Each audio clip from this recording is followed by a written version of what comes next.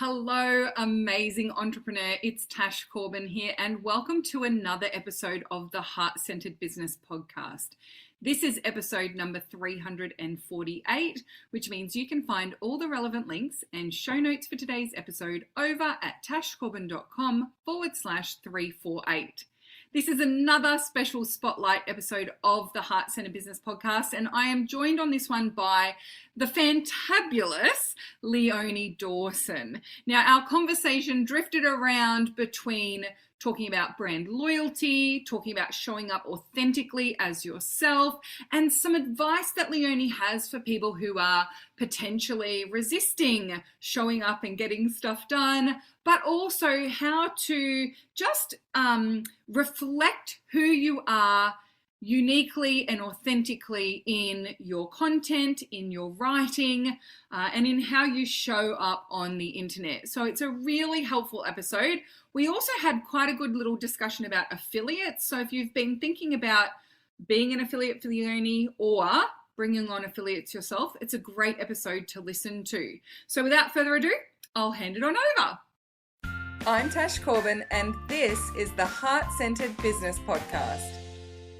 Hello, everyone. Welcome to this spotlight episode of the Heart Centered Business Podcast. And I am joined today by the fabulous, the rainbow-coloured, the amazing Leonie Dawson. Welcome, Leonie. Oh, thanks, Tash, my darling. It's a joy to be here. Oh, the mutual love fest between the two of us is palpable, and people will pick up that we are big fans of each other. So Yeah. that's wonderful. And now we actually live close to each other, which is even better because we both We're like in-person friends, guys.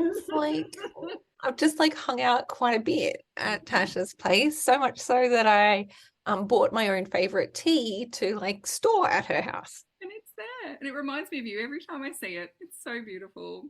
So, Leonie, you have been in business for donkey's ages, as we say in Australia, for yonks and yonks and yonks. And actually, you were one of the first online business owners that I found in the online business world from Australia. So you've been part of my business journey for quite a long time. But for those people who have been living under a rock or for some reason don't know who you are, do you want to give a little intro about who you are and what you do, those sorts of things? Sure, I'm just some rando who likes to talk shit on the internet, and I have done for a really long time.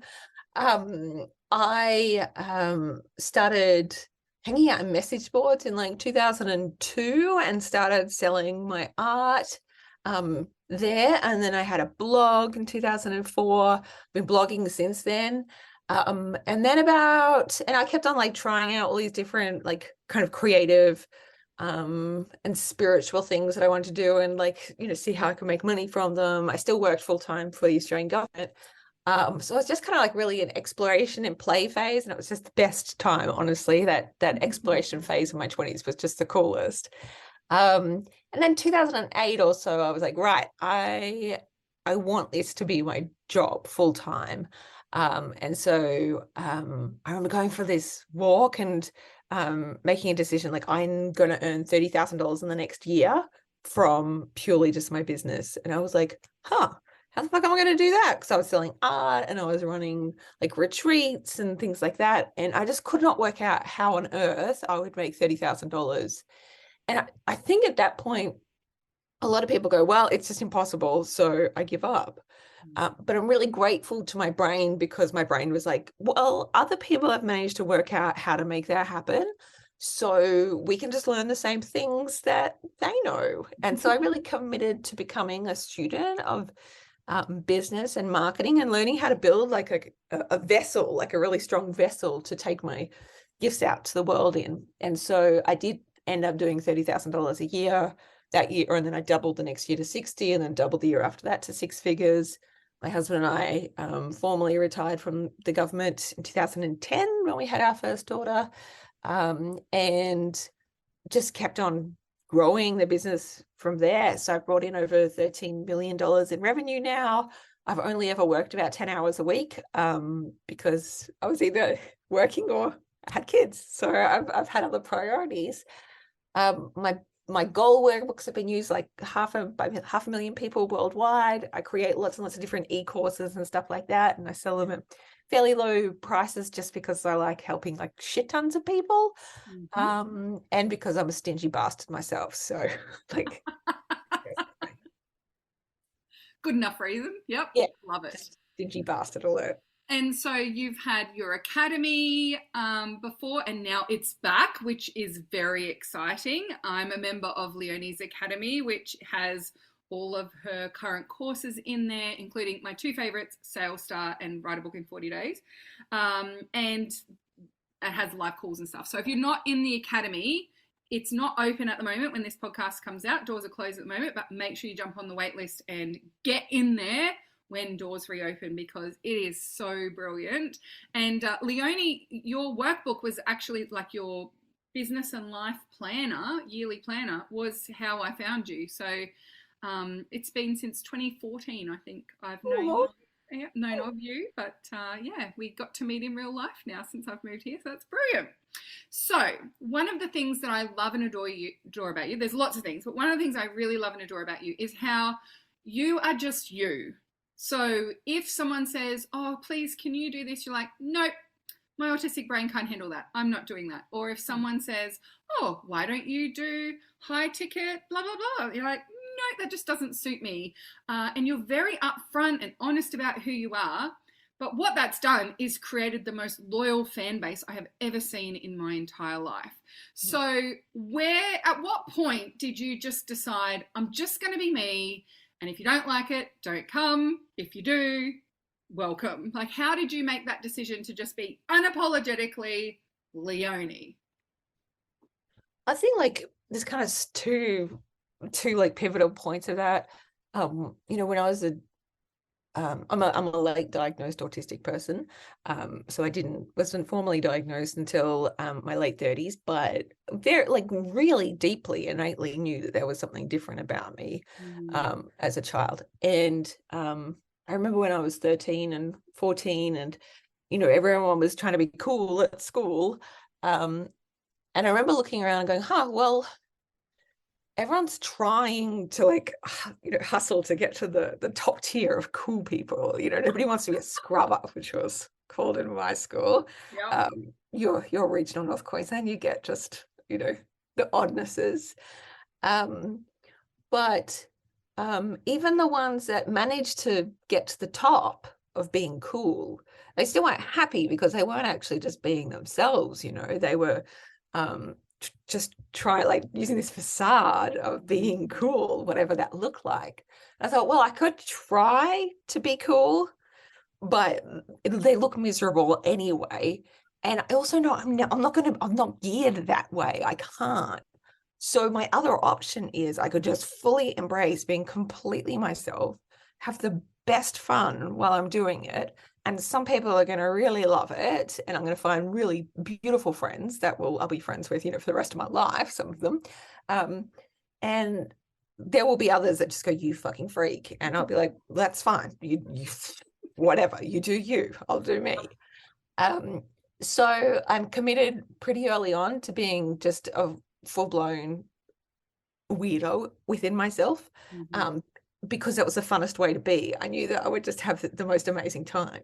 Yeah. And then when I started building my business, you know, I was working for the Australian government, and sure, I could have like continued to ascend up all the ranks and, you know, earn a lot of money in the Australian government, but it meant being a much more washed down version of myself. I wasn't going to be able to fully be myself in it. So I'm building this business on the side, and why the fuck would I ever want to replicate those conditions in my business? Yeah. So like, I'm going to go all out, like continue to be all out in my business. And because that sounds like a joyful thing to do. Yeah. I love it. And I cannot believe the amount of strength and maturity and thought processes that young Leonie had to even discern. I was the opposite. I was like, I will do anything to be cool. Please accept me. I think as an extrovert, as a connector person, I just wanted everyone to be my friend. I set about turning everyone into my friend as best as I could. But I have no lifelong friends from school because when I eventually decided I'm just going to be me, that wasn't who they were friends with. So it's really fascinating, and it blows me away that someone so young can make that decision and just do it. And I think that your brand, your business, the followers that you have are a beautiful reflection of that little Leonie's decision. And I'm very grateful that she made that decision because it's so inspiring. And so you have, as I said, very loyal followers and a very loyal audience. You took a break from social media for an extended period of time. And when you came back, you still had hundreds and hundreds of people engaging, like instantly. Like they just, oh, you're back. Yeah, they're so excited. They still hung around for so long. What do you attribute that loyalty to? So like for me,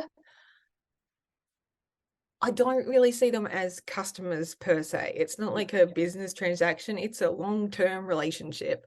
And I am always saying to my customer service people, like, hey, I treat these people like they're our friends, because they are our friends. A lot of the people that are my customers are people that I went to school with, or I have known in message boards since like 2002. Like I have so many people that have been there since the day I opened my fucking blog, and on social media, as soon as I came back, they're like, oh my God, again, hey babes, and yay. Yeah. And they were still hanging out my business because they're still on my mailing list and still buying shit during all that time as well. So I think of it as a long-term relationship. And my accountant said to me once, he said, Leonie, when we look at customer life cycles, usually it's counted in months in terms of a company, a customer not knowing about you, getting to know you, buying from you, and exiting the business. It's usually, 3 months or whatever, but we wouldn't count yours in months. It wouldn't even be years. We would be looking at decades because you have a very sticky system. When people come in, they don't leave. And I think it's because of my, always, I'm going to over deliver wildly. I am going to give them, I want to delight and thrill them. And I want to make it just like the easiest yes of their lives to purchase from me and go, oh my God, that was fucking awesome. Of course, I want to tell everybody else about it. And of course, I want to stick around and see what this wild bird does. Yeah.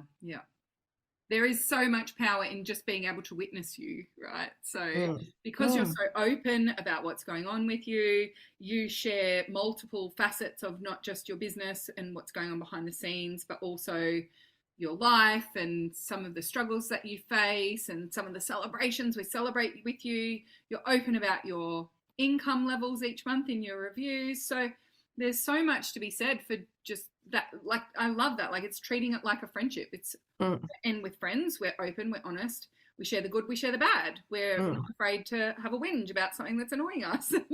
Yeah. So it's really beautiful. It creates that sense of intimacy and like that they know you, which is really powerful. And I actually was saying this the other day.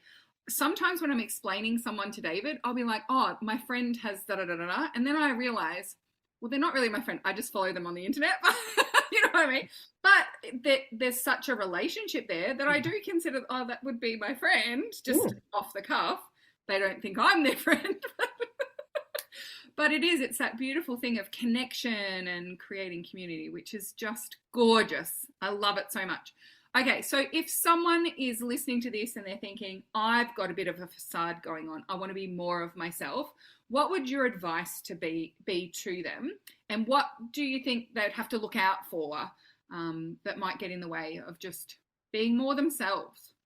Well, I think first and foremost, like to recognize that, like be really forgiving of yourself, because of course you have put a facade up because it's safer that way, because you might have, you've received so many societal messages for so long to be like, no, just like, don't be that. Whatever you are, just don't be that. And so it's just it's an unlearning process, and you don't have to beat yourself up for it because you haven't done anything wrong. You've just responded to how things are. And you can, like, you don't have to expose yourself all at once. Yeah, that's right. You can just put a little bit more of yourself in. Like, okay, what feels like a little bit scarier? What feels a little bit more vulnerable, but what feels good to do? And like, I want to say, like, I've talked about a lot of things publicly, about, when I've had depressive episodes, when I've been diagnosed with autism and ADHD, when I had hyperemesis gravidarum in my pregnancies, when things have been really, really awful and painful. But I do it in a way that's still safe for me, in that I usually don't talk about it in depth until I'm through it and have somewhat healed from it. So I don't use the internet for my support. Yeah. That's what therapy and that's what my partner and friends are for, Yeah. that's what the inner work is for. And then being able to share about it is part of that healing experience. It just sort of comes more at the end. And So you can do it in a way that's healthy and that's sane. And there's definitely been parts where when I went through postnatal depression, I remember a friend saying to me, like, one day you're going to write about this and it's going to be really helpful. And I was like, are you fucking kidding me? Like, I would never. No, thank you. This is like, that's disgusting. I would never. And then, like a year later, when I was through it, I was like, no, I want to share about this because one, it's going to heal me as I write about it. And two, if it just helps one person who's suffering, I feel so protective over people who have just given birth. I feel so protective of people who are in vulnerable states of mental health.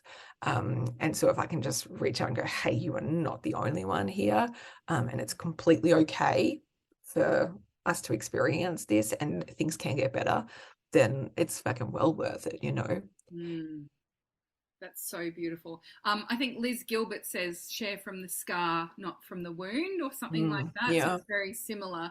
That allow some of the healing to happen before sharing. I've seen also with my community, because it's such a large scale community, it's so engaged. Sometimes people will share something really vulnerable in the moment, and they're so well supported, and it gets so much behind them that they almost get lured into this only showing up in pain and never showing up with the positive. So that's also something I would personally, have observed and would, just pay attention to. Is it always the complaints? Is it always drama? Is it always the big pain that we're sharing? Or, are we also sharing in the sunshiny and the happy moments? And you definitely have a lot of that you share. And so much advice as well. That's something that I think sometimes you don't get the real honest advice. You get the shiny version from people online. They want to make it look like it's this schmick process that they got perfect every single time from the very first time. And so some of your content where you're reviewing things and saying, to be honest, that didn't work, or I'm not going to do that again, or those sorts of things. It's just so brilliant. And I think it also gives other people so much permission to do the same. I was on one of the calls in the academy just recently, and people were talking about launch plans and pre-launch and all that kind of stuff. And your honest answer was, I just say it's available now. Do you want it? And then when it's not available, I say it's not available anymore, right? Like, and it just is such a relief that there's not a 108-step launch process that every single person must follow perfectly in order to be successful. There's different versions of launching, from just say it's available right through to some of those more complex ones. But that not one is better than the other. Look how many millions you've made. It's brilliant. Yep. Just basic bitch launching, just like, hey, it's open. You want it, guys? Oh, you do? Cool. Oh, doors are closing, guys. Hurry up. The doors are fucking closing. Done. You're not afraid to give us that rev up and say, it's closing. Come on. Yeah. Which is yeah. But like, an aspirational version of myself as somebody who has a more detailed launch plan. Like, I have been wanting to try out what a fucking product launch formula thing is. And then I have had that program since maybe 2012. Have I watched more than the first video? No, because I keep falling asleep. One day I may be able to like try some of that shit out, but it's just not in my skill set currently. Yeah. And that's not a reason to not do stuff. Like you're one of those people who knows how to take action and get stuff done. I have some of your postcards on my wall, and it literally one says, Leonie says, get your shiz done. It's one of my favorite things to look at each day, because there's lots of reasons why not to take action, but actually most of them you can just ignore for a while. Just go ahead and do something, which is brilliant. Another thing that I think is reflected in your brand loyalty is how many affiliates you have and how vocal they are of sharing with you. Have you always had affiliates? Where did that come from? And why do you think that they're are they an integral part of your marketing strategy for you? They bring in usually between like 10 and 20% of my sales. So they're not essential. They're like lovely icing, and I'm super fucking grateful for them, you know. For me, I much prefer using affiliates rather than Facebook ads. Like, if given the opportunity, I will always choose affiliates over Facebook ads, because in my experience, the people who share about my work, they're more likely to be my people, and they're more likely to find more of my people. And they'll also go like, this is amazing, I got this out of it. And like, they can kind of vouch for who I am as a human. But when I do Facebook ads, man, we end up with some fucking random people, right? Like, no matter how hard we velvet rope it, people like rock up and they're like, oh my God, you swear, I'm so offended. I'm like, oh my fucking God, did you even read the sales page? Fuck, man.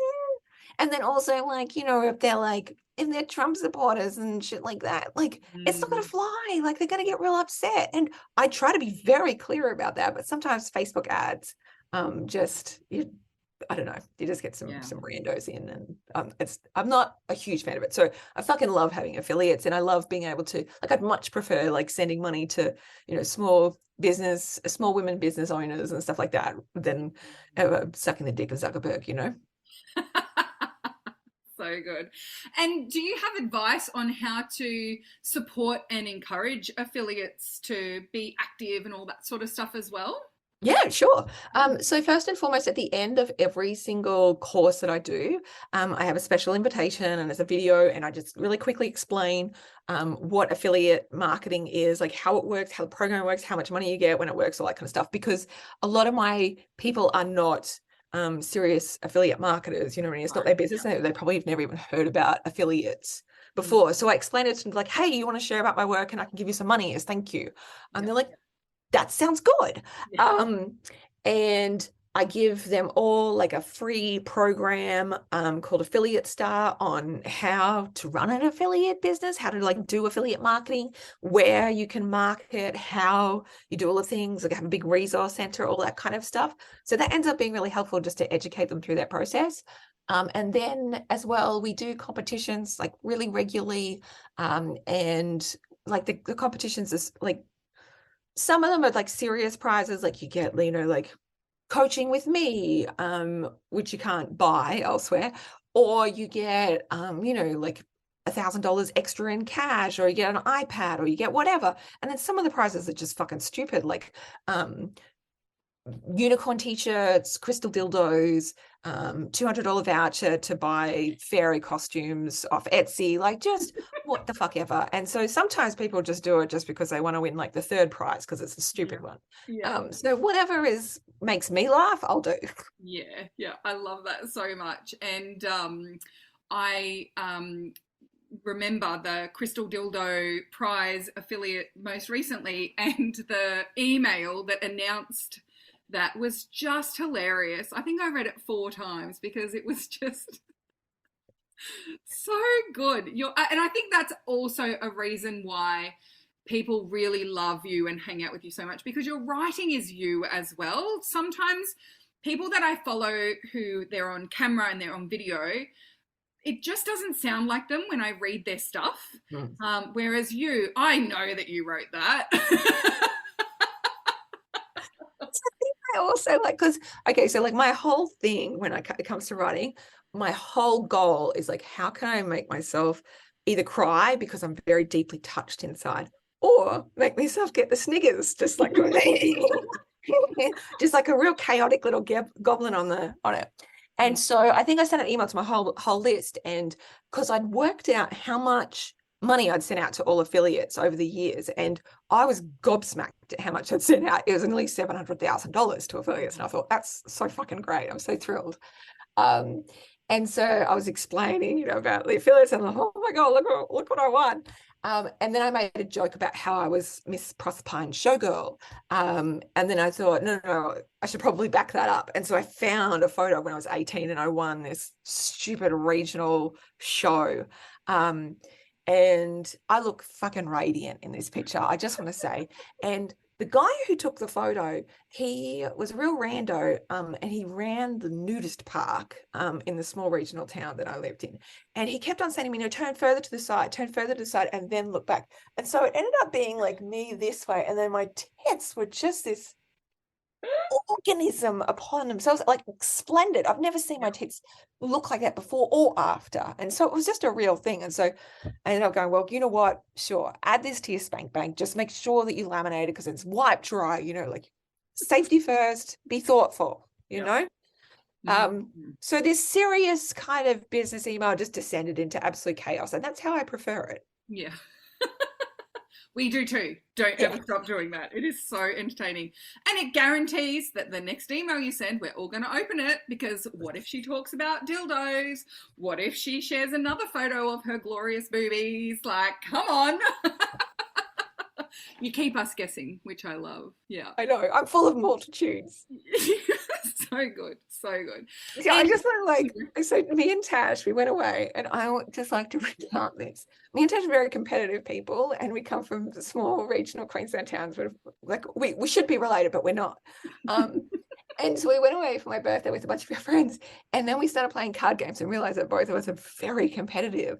And everyone else kind of just started backing away because we were so competitive.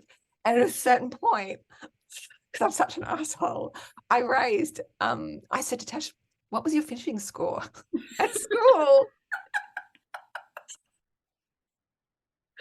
I was pretty sure mine would be it would potentially be quite high in comparison. And Tash's is very high. She's a very, very smart person, let me tell you, but not as high as real I got.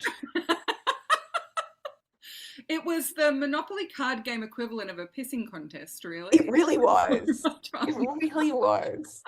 I'm such a loving person, but then I'm also such an asshole when it comes to card games. I love it.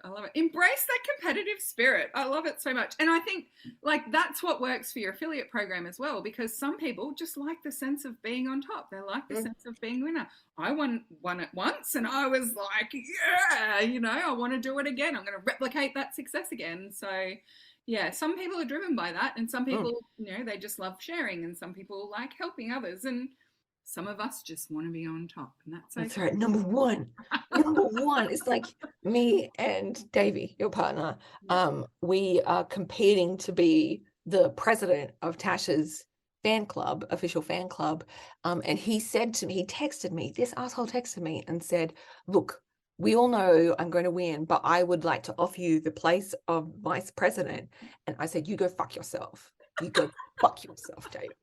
I will never be number two. I would rather be dead than number two. Oh, it's hilarious. It's hilarious. Yeah. Oh, I love this so much. Now, if you've been listening along to all of this and you also want some more Leonie in your life, she is speaking at the Heart Centre Business Conference in May. Be sure to go and grab your ticket. Use the coupon code Leonie50. You'll get $50 off. That's amazing as well. And also, Leonie has an epic free shit page.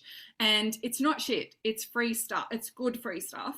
But it's called the free shit page. So we'll also link to that in the show notes of today's episode, because you don't have to buy something from Leonie to benefit from her years and years of business wisdom.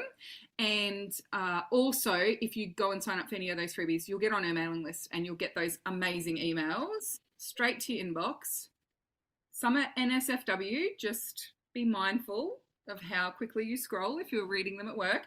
And make sure you go and check them out. There's some brilliant resources in there, things around productivity and getting stuff done, some things more about business strategy, some things around organization, art stuff, how she does things on the iPad. That's one of my favorite freebies of yours, Leonie, is actually learning about some of the tools that you use to do your art as well. So we'll make sure that we link to all of those in the show notes so that you can go and check them out. Leonie, thank you so much for coming today. Last thing I always do in podcast episodes is ask, if I was to quote you on anything, what would you want me to say? If I what? If I was to quote you on anything. Oh. If I was going to say Leonie Dawson said, what would you want me to say? That your vagina is like one of the 8 wonders of the world. You know, it's massive, it's moist, it's humid, it's got a magnetic power to it.